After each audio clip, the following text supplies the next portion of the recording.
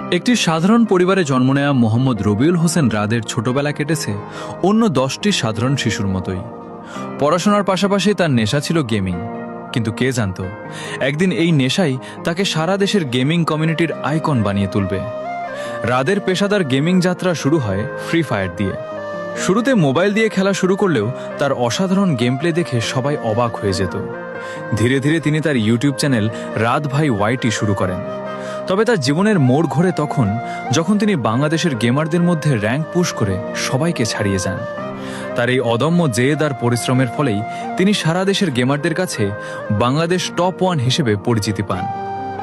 রাত শুধু র্যাঙ্ক খেলতে ভালোবাসতেন না, তিনি চেয়েছিলেন বাংলাদেশের ই স্পোর্টসকে বিশ্বমঞ্চে নিয়ে যেতে। সেই লক্ষ্যেই তিনি গড়ে তোলেন তার নিজস্ব ই স্পোর্টস টিম বাংলাদেশ টপ 1। এই টিমটি দ্রুতই দেশের সেরা ই স্পোর্টস দলগুলোর একটিতে পরিণত হয়।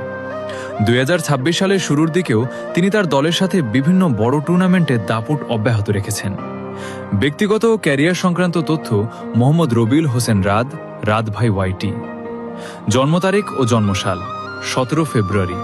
তথ্য অনুযায়ী তার জন্মদিন 17 ফেব্রুয়ারি পালন করা হয়।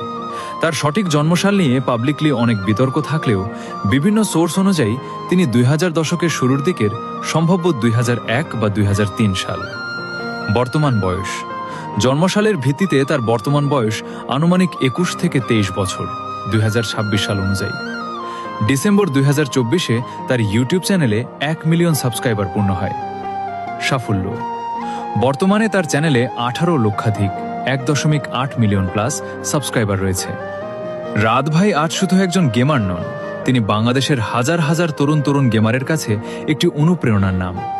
তার লক্ষ্য এখন বাংলাদেশকে গ্লোবাল ই স্পোর্টসে আরও উঁচুতে নিয়ে যাওয়া। আমি রাব্বি ছিলাম তোমাদের সাথে স্পোর্টস নিউজ বাংলাদেশ থেকে। নতুন নিউজ ও আপডেট নিয়ে আবার দেখা হবে।